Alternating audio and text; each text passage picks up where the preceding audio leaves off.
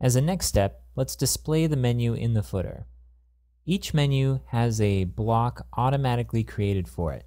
So if we go to Structure, and then we go to Blocks to get to the Blocks Administration page, and we do a search for User Menu, we'll see it down here under the Disabled section.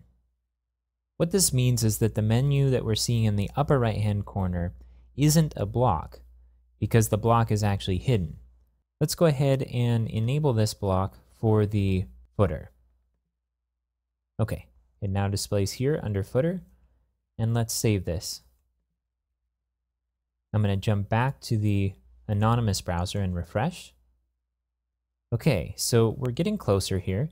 We have our login link here, but we also have a title, which we don't really want to display. So let's go ahead and go back to the block configuration page.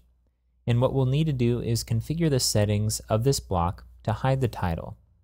Let's scroll down to the footer where our user menu is now. And to the right of the block, under the operations column, is a link called Configure. Let's go ahead and click that.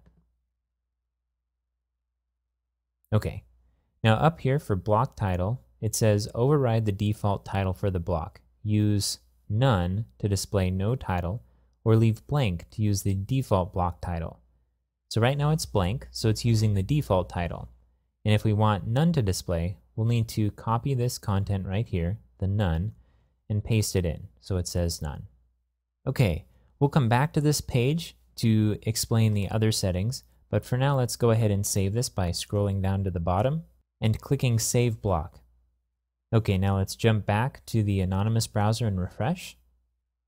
And now we see our login link right here, and there's no title. Okay, this is looking a lot better.